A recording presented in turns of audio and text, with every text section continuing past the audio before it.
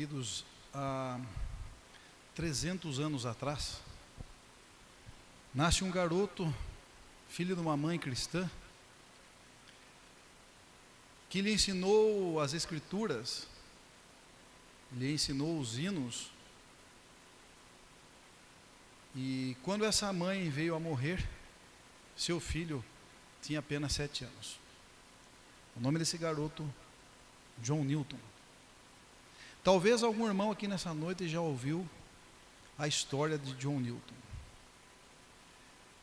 Aos 11 anos, filho de um marinheiro, ele foi para o mar.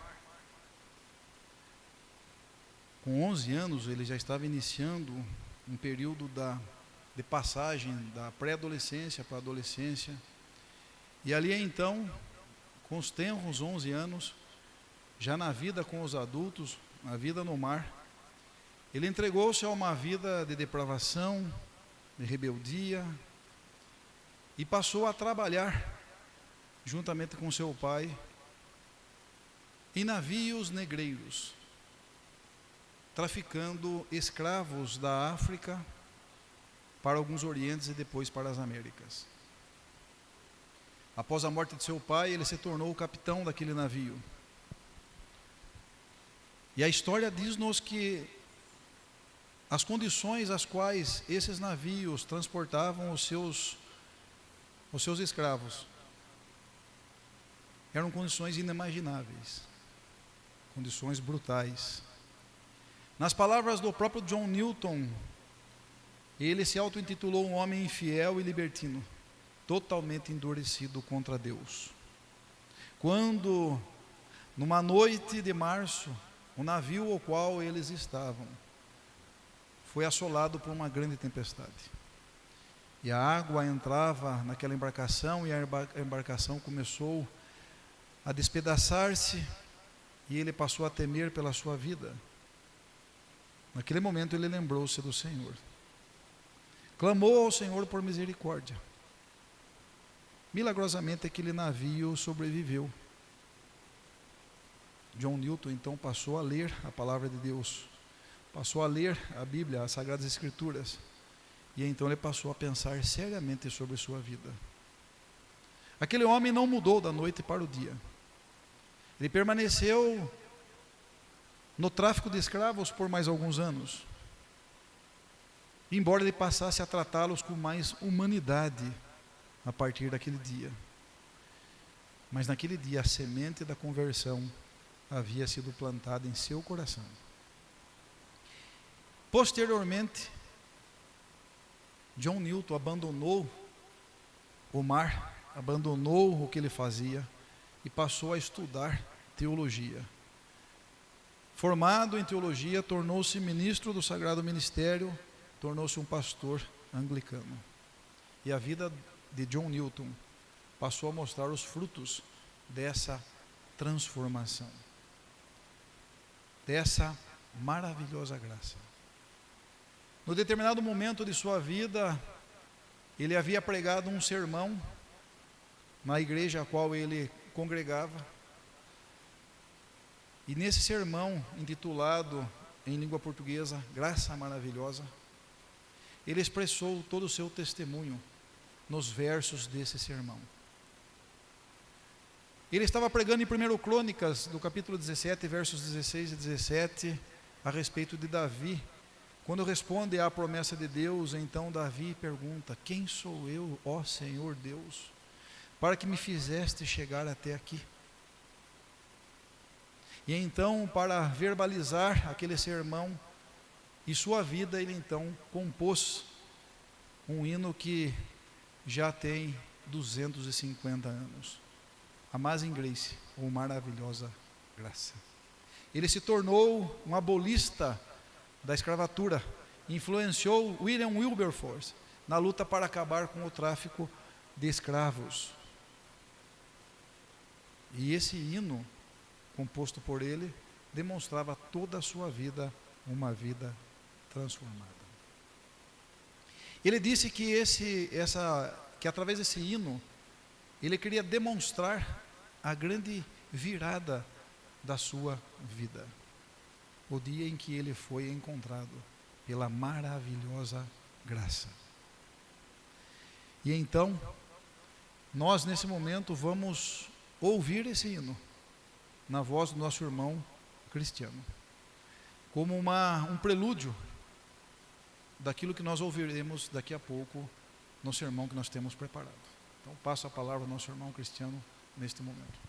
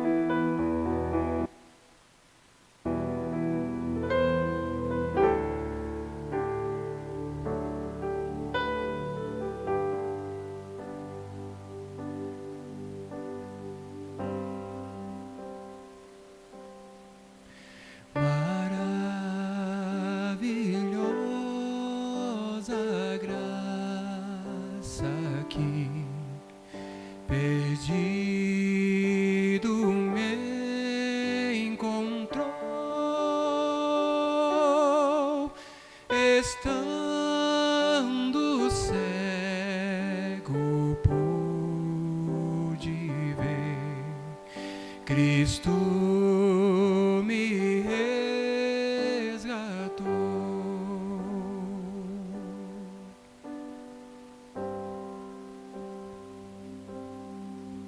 Quando tua graça me tocou, do medo me livrou.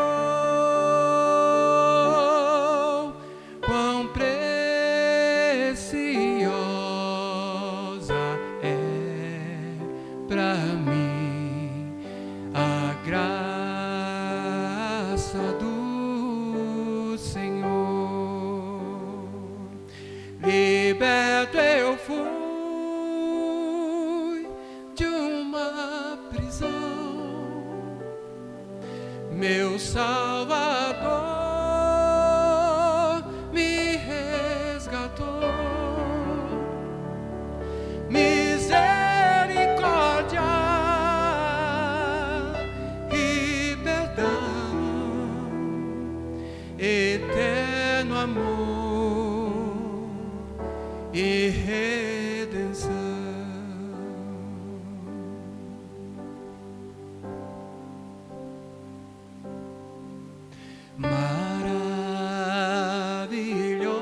Maravilhosa graça, maior que o meu pecado, escudo e força Ele será enquanto eu viver. Liberto eu fui de uma prisão, meu Salvador me resgatou. Misericórdia e perdão,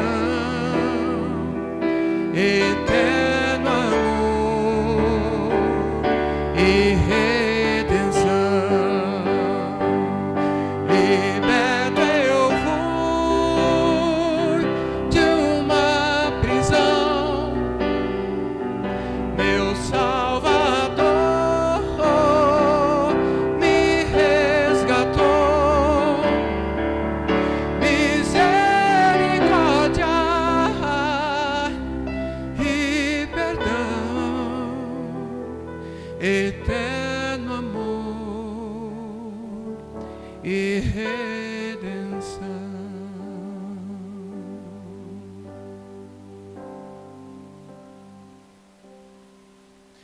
Se o mundo se acabar e o sol não mais brilhar,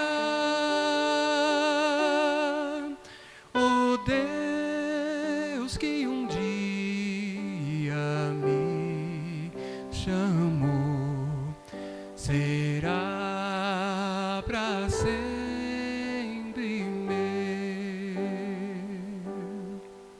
será para sempre meu, será para sempre meu.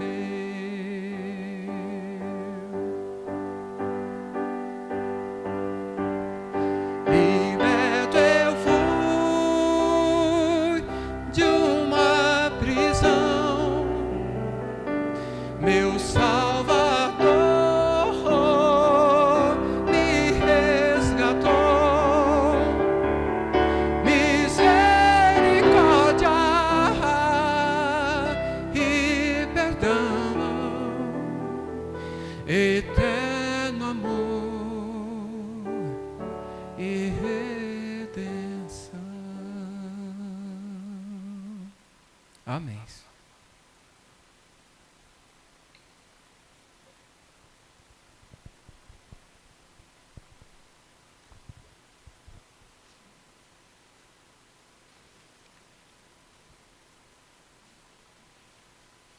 Que profundidade teológica nesse hino, né, queridos? Certamente ele tinha em mente o filho pródigo. Eu estava perdido e fui achado. Ele tinha em mente o cego de nascença. Eu era cego e agora vejo. Ele tinha em mente o texto que nós vamos ler daqui a alguns minutos, que será o texto básico do nosso estudo desta noite. Efésios 2, dos versos 1 ao 10. Então, convido os irmãos para que nós abramos a palavra de Deus na carta de Paulo aos Efésios, no seu capítulo 2, dos versos 1 ao 10.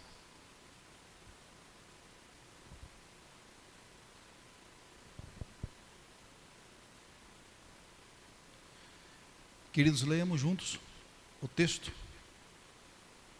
Carta de Paulo aos Efésios, capítulo 2, dos versos 1 ao 10.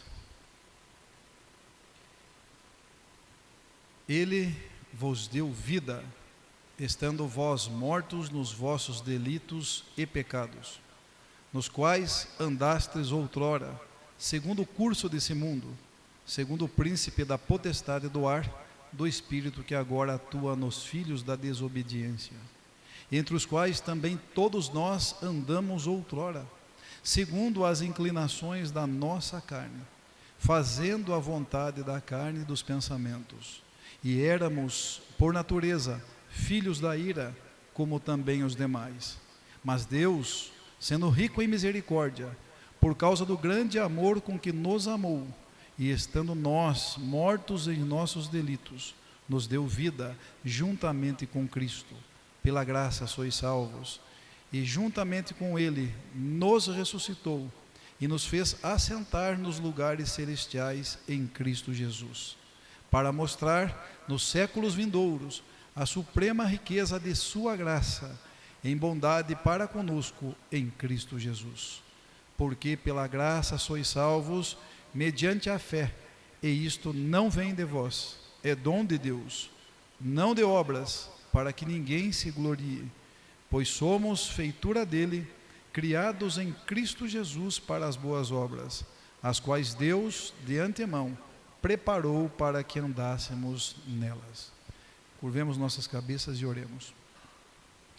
Amado Pai, com o coração efusivo de alegria e de júbilo, neste momento, ó Pai, após nós sermos abençoados pelos hinos, pelas orações, pelas leituras, pelos momentos de culto que tivemos até este momento, ó Pai, te agradecemos e te louvamos e te glorificamos. E rogamos a Ti agora nesse momento que Use-nos, Senhor, como instrumento nas tuas mãos. Que, ó Pai, sejamos todos nós juntos impactados pela tua poderosa palavra. Que atentemos para a profundidade da tua palavra e para a riqueza da tua palavra. E o teu Santo Espírito, ó Pai, dê-me facilidade em expor a tua palavra.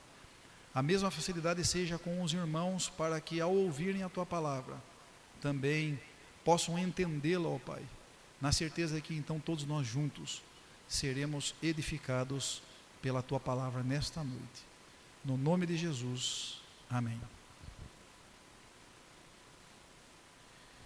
Queridos, o tema escolhido por nós nessa noite: somos da graça. E no texto que nós lemos, está bem claro que a salvação é tão somente pela graça. Doutrina central da fé cristã. Indica que a salvação é um dom gratuito de Deus. Nunca esteve, não está e nunca estará fundamentada nas obras humanas. A palavra de Deus, que nós acabamos de ler, deixa bem claro que nós somos salvos tão somente pela graça, mediante a fé em Cristo Jesus. Mas a Bíblia fala que nós então temos que ser salvos. E por que nós temos que ser salvos? Do que nós temos que ser salvos? Do maior mal nas nossas vidas, do pecado. E a Bíblia diz, queridos, que todos, sem exceção, são pecadores. Romanos 3, verso 23. Pois todos pecaram e carecem da glória de Deus. Isso significa que todos necessitam da salvação. Por quê? Porque ninguém é capaz de se justificar diante de Deus por seus próprios méritos. Paulo, aos Romanos, em seu primeiro capítulo, diz que o homem é impiedoso e perverso, promotor da injustiça. No capítulo 13 ele diz que não há justo nenhum sequer, não há quem entenda, não há quem busque a Deus. E aqui nós encontramos a doutrina da depravação total do homem. E Paulo amplifica ainda mais esse texto quando ele diz que estes que não são justos, que estes que não entendem de Deus, que estes que não buscam a Deus, descreve-os como tendo a boca cheia de engano, cheio de veneno, cheio de maldição. Seus pés, rápidos e velozes para derramar sangue. Em seu caminho, ausência de paz. Queridos, este é o homem pecador. Nele não há temor. Não há temor de Deus diante dos seus olhos. E esse trecho que nós acabamos de citar, segundo Paulo aos Romanos, dá-nos um diagnóstico sombrio da condição humana, enfatizando a incapacidade inerente do homem de alcançar salvação, de alcançar justiça por si só.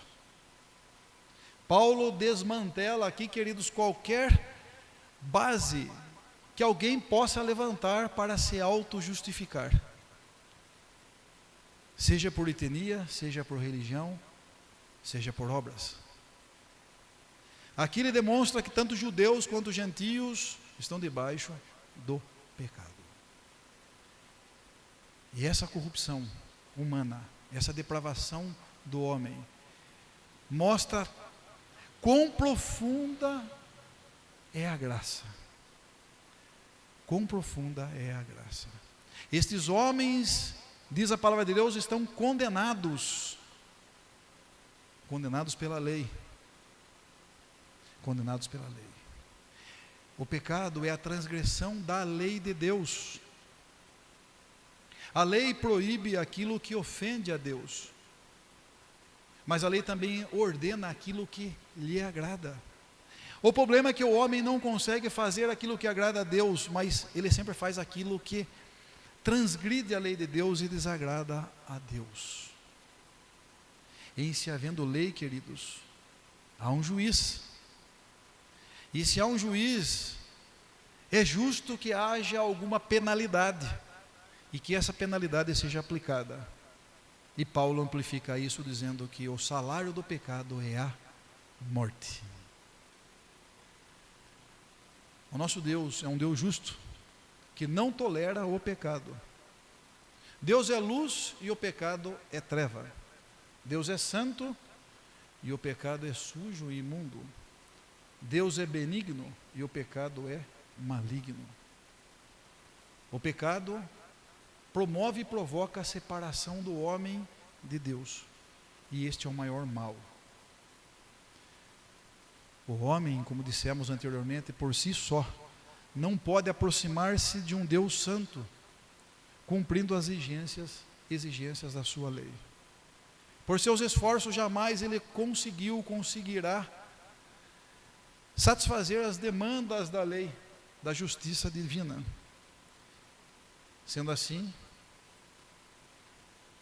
como o pecador está morto em seus delitos e pecados, como nós ouvimos no texto que nós lemos, sem esperança e condenado. Um teólogo, o qual nós não estamos acostumados a ouvi-lo, chamado Crownfield, ele diz que de todos pecaram em Romanos, é que não há uma diferença entre uma pessoa rica, uma pessoa pobre, uma pessoa jovem, uma pessoa idosa, um homem e uma mulher, uma pessoa culta, uma pessoa inculta, uma pessoa judia e gentia. Ninguém está de fora. Todos pecaram e todos carecem da glória de Deus. Um outro teólogo já conhecido, John Stott, ele diz que a prostituta, o mentiroso e o assassino estão destituídos da glória de Deus. Mas eu e vocês também estamos onde um dia estivemos. E ele continua dizendo que esses, os quais ele cita como prostituta, mentiroso e assassino, eles podem estar nas profundezas de uma mina, e o homem pecador, eu e vocês, podemos estar no mais alto cume da montanha.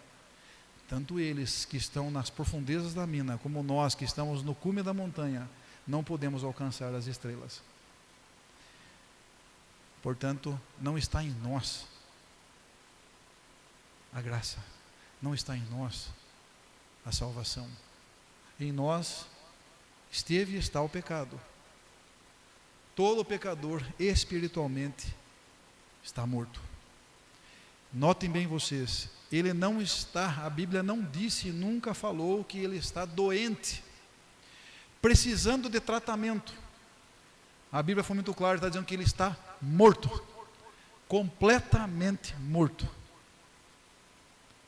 E essa vida, tão somente Deus pode dar. Somente em Cristo Jesus, ele pode ser ressuscitado espiritualmente. E é o texto que nós lemos aos Efésios no capítulo 2. E a graça, querido, tão cantada nessa noite aqui, e trazida por nós, é a graça que salva pecadores condenados.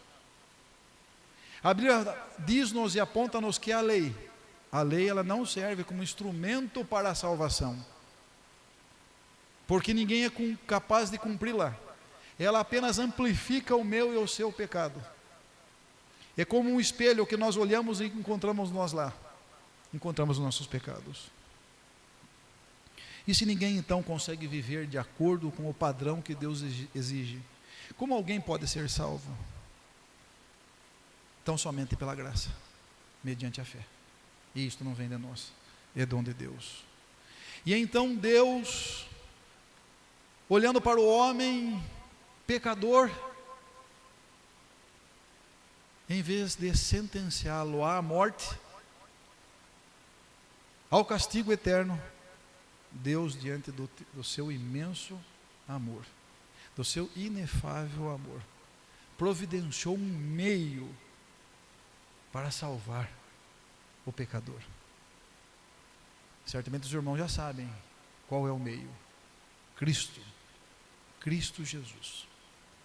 Como substituto do pecador, como substituto, como meu substituto, como o seu substituto, Ele assumiu o nosso lugar na cruz, tomou o nosso lugar na cruz, sofreu o duro golpe que eu e vocês tínhamos que sofrer. Ele bebeu sozinho o cálice da ira do Senhor, que eu e vocês que deveríamos ter bebido. Ele morreu uma morte vicária, ou seja, substitutiva, em nosso lugar, em nosso favor. Dessa forma, então, a lei foi cumprida. Não apenas uma parte da lei, mas totalmente cumprida. A justiça divina foi satisfeita em Cristo Jesus, e aqueles que estão em Cristo Jesus foram justificados, justos diante de Deus. A dívida foi paga. Essa é a manifestação da justiça de Deus. Deus enviando o seu Filho unigênito, a fim de salvar o homem pecador, aquele que estava condenado, morto em seus delitos e seus pecados. Cristo, o único capaz de cumprir totalmente, cabalmente, plenamente a lei de Deus.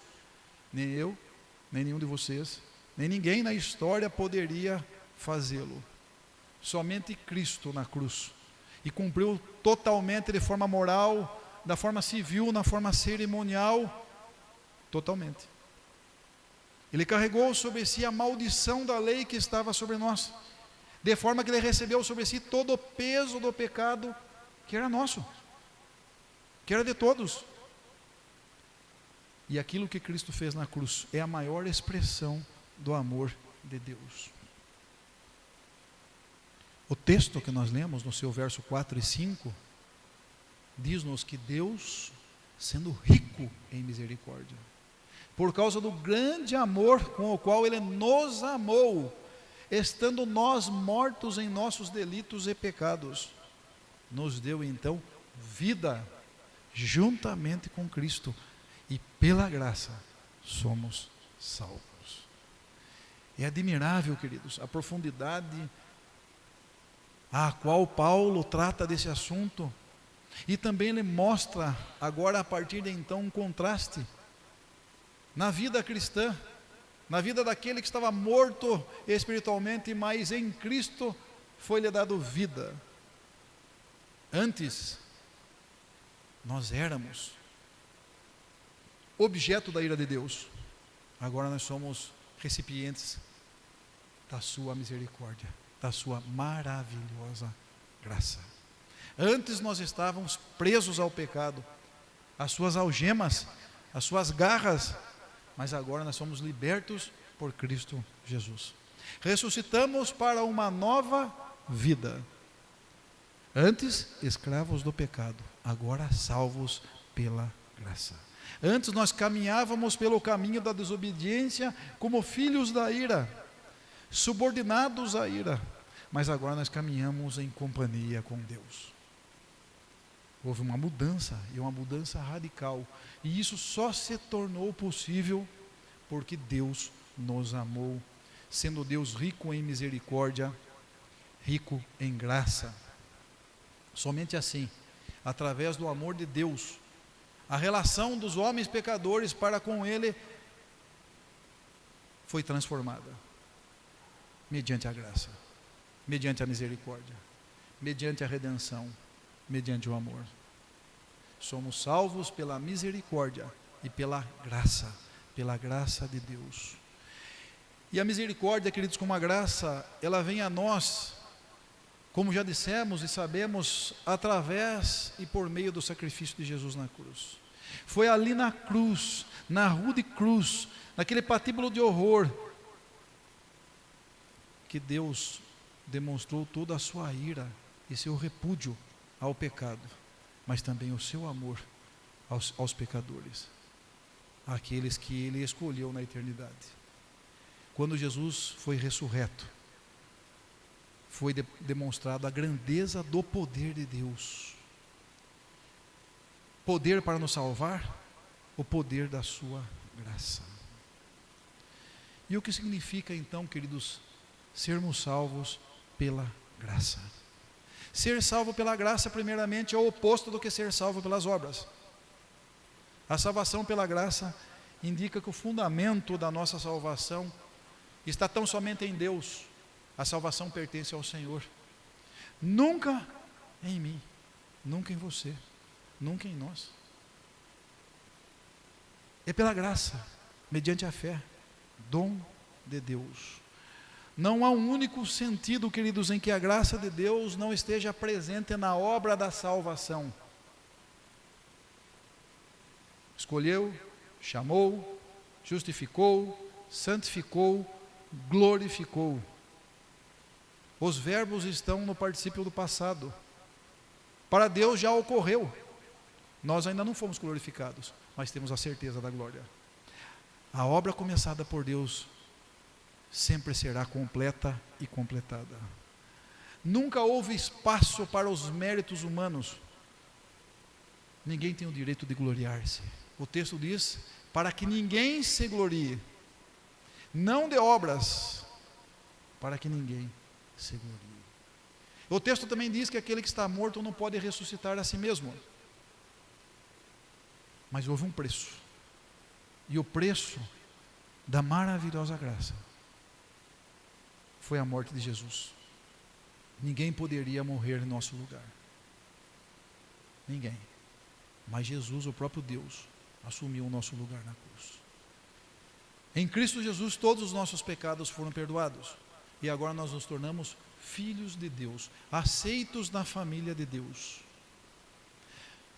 Agora, quando Deus olha para nós, queridos, que estamos debaixo da maravilhosa graça. Quando Deus olha para a minha vida, para a sua vida, uma vez salvo, Ele não enxerga mais em nós pecado algum. Sabe o que Ele enxerga? A justiça de Jesus sobre nós. As nossas vestes sempre foram trapos de imundícia. Agora nós fomos revestidos pelas vestes da justiça de Jesus. E essa maravilhosa graça, ela tem resultado na minha e na sua vida. Começando pelo homem morto, agora ele está vivo. Uma vez vivo, ele se tornou nova criatura. Observaram? O resultado da salvação já é uma nova pessoa, uma nova criatura. Antes morta, agora viva. Um processo tão singular, profundo, que Jesus, lá em João capítulo 3, chama de novo nascimento.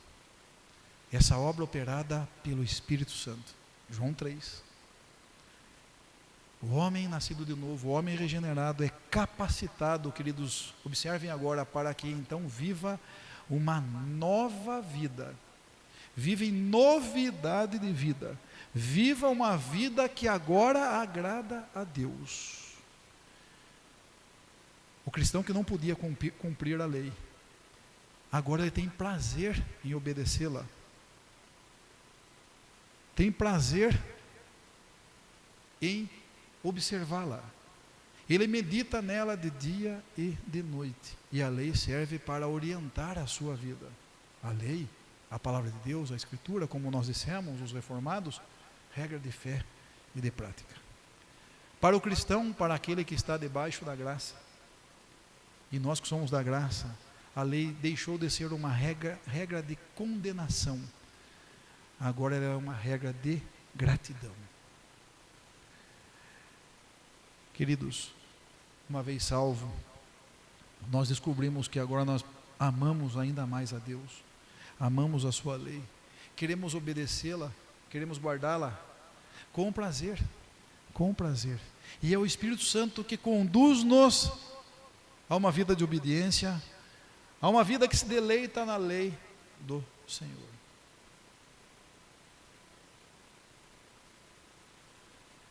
E então, a maravilhosa graça É uma graça transformadora. Ela não deixa o homem igual. É impossível. Como já dissemos, aquele que reviveu deixou de estar morto. Aquele que é uma nova criatura deixou o velho homem para trás, a velha natureza para trás. E isso é possível e tão somente possível pela graça transformadora. A graça de Deus revela, queridos, o poder do Evangelho ao alcançar pessoas. E encontra pessoas no tempo e no espaço, em todas as épocas, de raças diferentes, de contextos sociais diferentes, com experiências religiosas diferentes, dando a elas uma nova vida em Cristo Jesus. O Evangelho da graça, chega até ao pecador, através do Evangelho da graça, do poder soberano de Deus. E nós trouxemos aqui, queridos, 3 exemplos retirados lá do livro de Atos. Nós estamos acostumados a falarmos da conversão de Paulo. Sim, como é belo a narrativa da conversão de Paulo. Profunda, impactante. Talvez o maior exemplo bíblico de conversão, mas não maior do que todas as conversões. E então nós observamos no capítulo 16 de Atos dos Apóstolos a conversão de uma mulher chamada Lídia. A palavra de Deus diz que foi Deus que abriu o coração daquela mulher. Então não foi ela que abriu o coração daquela mulher foi aberto por Deus. O texto diz que não apenas Lídia se converteu, mas toda a sua casa. No texto correlato e seguinte, fala da libertação de uma jovem possessa, uma jovem possuída por um espírito demoníaco. E é assim que o diabo faz, ele escraviza. Ele tem o seu império das trevas. E aquela jovem possuída pelo diabo, com o espírito de adivinhação, era usada pelo diabo e pelos homens. E então Deus toma a iniciativa através dos seus apóstolos, de Paulo, e inicia ali um processo de libertação e de conversão. Vemos também no capítulo 16 a conversão do carcereiro. E é interessante, queridos, que ali acontecem alguns detalhes milagrosos. Primeiro, um terremoto. Depois, ninguém saiu da prisão, porque se tivessem saído da prisão, aqueles que lá estavam presos, Paulo e Silas também estavam lá, pela fuga dos presos, ele seria sentenciado à morte. E então, na escuridão, ele já estava preocupadíssimo, e então ele ouviu a voz dos apóstolos: não se preocupe, nós estamos aqui. E aí então houve um milagre muito maior, um milagre espiritual. Deus mudou a vida daquele carcereiro, e aquele homem foi convertido por Deus também. E nós vemos nessas 3 pessoas o Evangelho da graça. O Evangelho da graça é para todas as pessoas. Por isso que nós dissemos, à luz da Bíblia, que não há acepção de pessoas. Lá em Filipos, 3 pessoas diferentes, 3 raças diferentes foram salvas. Lídia era asiática, a jovem negra, a jovem escrava era grega, e o carcereiro era romano. Salva também pessoas de classes diferentes. Lídia era uma empresária bem-sucedida. Aquela escrava era uma pessoa possessa, e como escrava era tida naquela época como algo, não como uma pessoa. E aquele cidadão romano, como o nome bem diz, era de classe média. E aqui então nós observamos a classe alta, média e a classe baixa. Deus salva pessoas de todas as culturas também, queridos. Lídia era prosélita, ela era gentia. Aquela escrava era escrava dos homens, mas do diabo também. O diabo falava pela sua boca. O carcereiro acreditava que César era o seu senhor. Portanto, os irmãos puderam observar que na vida de ninguém há mérito algum, seja religioso, seja étnico, seja social. Deus salva através de sua maravilhosa Graça. Salva pessoas de lugares diferentes, de raças diferentes, de culturas diferentes, de religiões diferentes. Como dissemos anteriormente, sejam pobres, ricos, místicos e religiosos, ateus e possessos, o Evangelho da graça, sendo da vontade de Deus, nada impedirá de serem alcançados.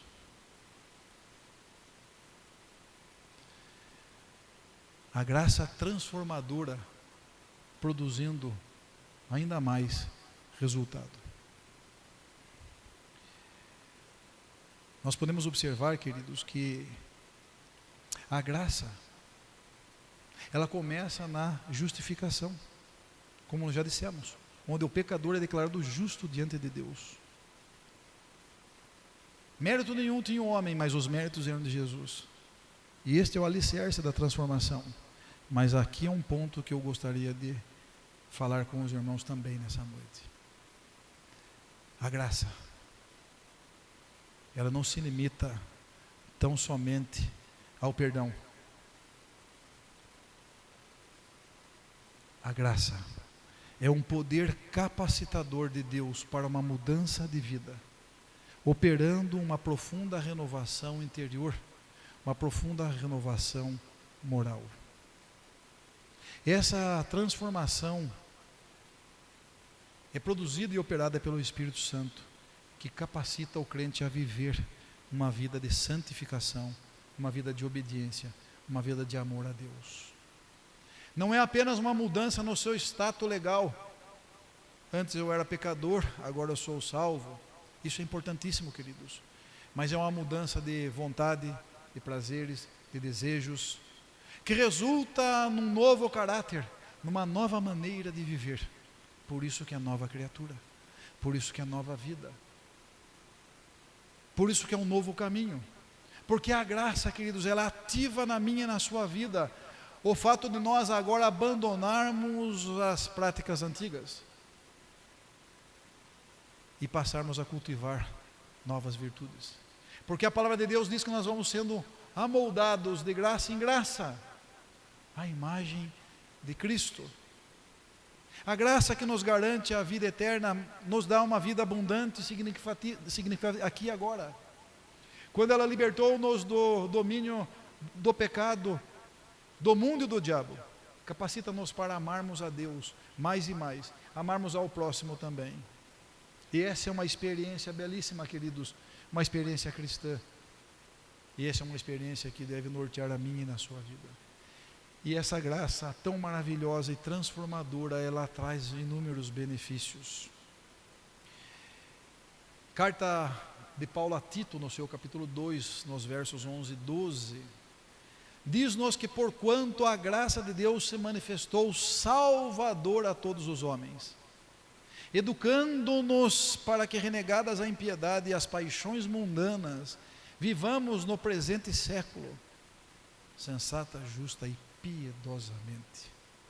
Eu e você só podemos ter uma vida santa através da manifestação da graça. A graça de Deus sempre existiu, ela é eterna com Deus, Deus sempre foi gracioso, mas essa graça, como diz o texto, foi manifesta em Cristo Jesus. A graça de Deus que brilhou como o sol sobre aqueles que viviam nas regiões da sombra da morte, sendo Jesus a luz do mundo, a luz que ilumina todo homem.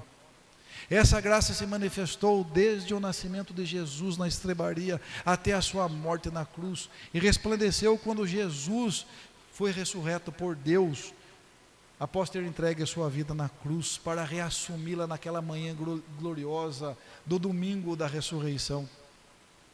Essa graça foi manifesta em Cristo Jesus para resgatar o homem pecador do seu maior mal, o pecado. O pecado que causa e causará a separação do homem eternamente de Deus. Desse pecado, Deus, através da sua maravilhosa graça, transferiu a condenação eterna do homem para a salvação eterna. Aquilo que o homem merecia, Deus não lhe deu, mas aquilo que ele não merecia, Deus deu, a graça. O homem merecia a condenação, hoje pela graça ele recebeu o maior bem de todos. O maior bem de todos. E para isso, e diante disso, o homem que teve a sua vida transformada através da manifestação de Cristo Jesus e sua graça, deve viver piedosamente. Piedosamente. Quando Paulo está falando a Tito aqui, eles estão na ilha de Creta. E se os irmãos pegaram o capítulo 1, verso 12, ainda que esteja falando sobre os falsos mestres ali, não se limita tão somente a esses. Ali o texto diz que eles eram mentirosos, feras terríveis, ventres preguiçosos. E então Paulo, falando a Tito, falou para promover a fé. No capítulo 1, nos primeiros versos, ele fala: eu sou Paulo, servo e apóstolo do Senhor Jesus, e eu escrevo, Tito, para você, para a promoção da fé, tua fé e a dos eleitos, e também para que haja pleno conhecimento da verdade segundo a piedade, e que haja esperança da vida eterna, que o Deus que não pode mentir prometeu nos tempos eternos. E em tempos devidos manifestou a sua palavra, o evangelho da graça, o evangelho da salvação, mediante a pregação que me foi confiada, disse Paulo, por mandato de Deus, o nosso Salvador. Esse texto é Tito, no seu primeiro capítulo, versos 1 a 3. Paulo, escrevendo a Tito, apresenta a manifestação da graça salvadora. E essa graça também é uma graça educadora. Ela ensina-nos como um professor. A graça é pedagógica. A graça nos ensina a viver. Não é isso que o texto diz? Renegadas a impiedade e a paixão mundana, vivam de maneira sensata, justa e piedosa. A graça ensina-nos, porque como que começa o versículo, queridos? Educando-nos, ou seja, ensinando-nos para que então nós reneguemos a impiedade e as paixões mundanas, e então vivamos aqui agora, no presente século, de forma justa, sensata e piedosa. A graça é ela que nos disciplina para que nós reneguemos de fato e de verdade a impiedade e as paixões mundanas. Renegar, queridos, é mais do que negar. Renegar é romper, é renunciar, é abdicar, é ser capaz de dizer não à velha vida, ao mundo e às suas ofertas, às taças de seus prazeres. Sim, a maravilhosa graça produz isso. A impiedade é uma vida de rejeição a tudo que tem a ver com Deus. A impiedade é uma vida que se opõe a Deus, é uma vida que se opõe à verdadeira adoração a Deus, é uma vida que se opõe à reverência e obediência a Deus, é uma vida errada com Deus. Esta é uma vida impiedosa. E as paixões mundanas são consequência da vida impiedosa. As paixões mundanas são filhas da impiedade. Filhas da impiedade. E as paixões mundanas impulsionam nós para que tenhamos um relacionamento errado com Deus. As paixões mundanas são fáceis de diagnosticar.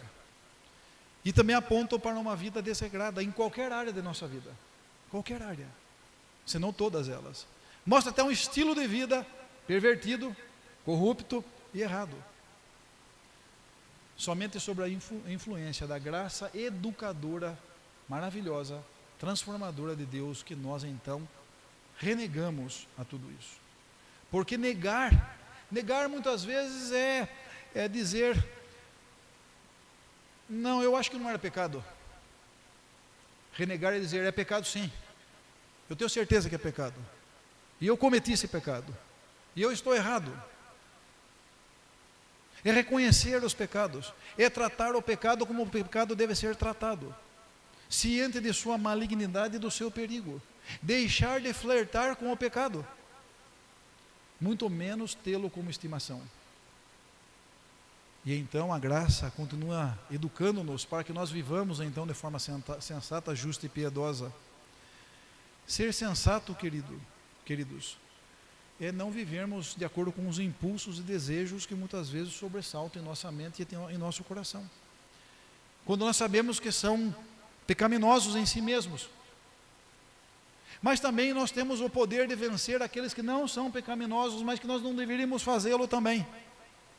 E então nós vamos viver nesse presente século em conformidade com a palavra de Deus. Porque Cristo remiu a mim e a vocês, remiu-nos deste mundo perverso. E que nós não devemos nos conformar com a nossa mente e com o nosso coração com este mundo. E então devemos promover a justiça. A justiça com o próximo, a justiça no relacionamento correto com Deus. Demonstrando integridade nos nossos relacionamentos. Devemos viver de forma piedosa. Vida em piedade é vida de amor a Deus. Vida de fervor, vida de reverência para com Deus. E somente a graça, a maravilhosa graça, toma-nos pela mão e nos conduz para termos um relacionamento verdadeiro e íntimo com Deus.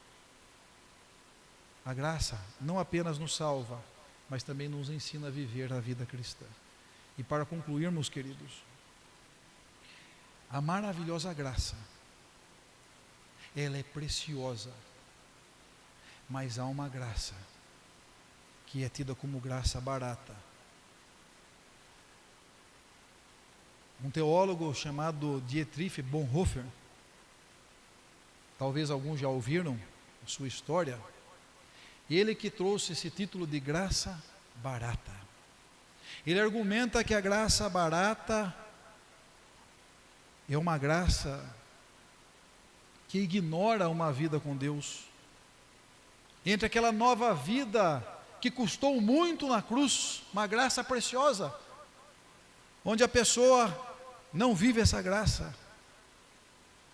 Uma graça barata, onde não há resultado na justificação, não há mudança de vida, não há mudança real. E então ele distingue essa graça, a qual ele chama de graça barata, de uma vida sem discipulado. Uma graça que custou muito para Deus, o sangue de Jesus. Mas aquele que vive pecando deliberadamente, está transformando uma graça preciosa em graça barata. Uma graça barata. Graça sem obediência, graça sem discipulado, graça sem cruz, graça sem Cristo. Isso é graça barata. É a graça que nós escolhemos viver por nós mesmos. E ninguém pode dizer, eu fui salvo e agora não preciso fazer mais nada, porque isso é um antinomismo. Nós não temos um passe ou uma permissão para que nós vivamos da maneira que nós queiramos. Muito pelo contrário. A graça é uma graça que teve um custo altíssimo, preciosa, como já dissemos, custou o sangue de Jesus. E então, queridos, para a aplicação nossa nessa noite, a graça de Deus se mostrou salvador em nossas vidas, manifesta em Cristo Jesus. Esse favor superabundante de Deus sobre pecadores miseráveis e indignos. Essa graça que despontou na luz do mundo Jesus, que trouxe a luz da salvação onde haviam trevas. Essa graça, que é o maior de todos os dons nas nossas vidas, dando-nos a salvação, ao invés de dar-nos o castigo que nós merecíamos. A graça triunfa sobre a iniquidade, porque onde abundou o pecado, superabundou a graça. A graça é maior do que o pecado, é maior do que o meu e do que o seu pecado. A graça é melhor do que a vida. A graça é a maravilhosa graça da salvação. Somos salvos pela graça. Devemos viver pela graça, dependendo sempre da graça. Nada somos sem a graça, porque através da graça, embora perdidos, fomos achados, embora cegos, agora nós vemos, embora mortos, agora nós recebemos vida. Deus nos abençoe e a sua maravilhosa graça seja cada vez mais abundante em nossas vidas. E atentemos para o desafio que nós ouvimos nessa noite. Como foi gostoso ouvirmos dessa maravilhosa graça e da transformação que ela produz. Mas temos responsabilidades diante de tamanho privilégio, que é vivermos pela graça. Somos da graça. Deus abençoe, queridos, a cada um de vocês. Que o Espírito Santo promova que essas palavras repousem em seus corações com uma riqueza profunda e poderosa.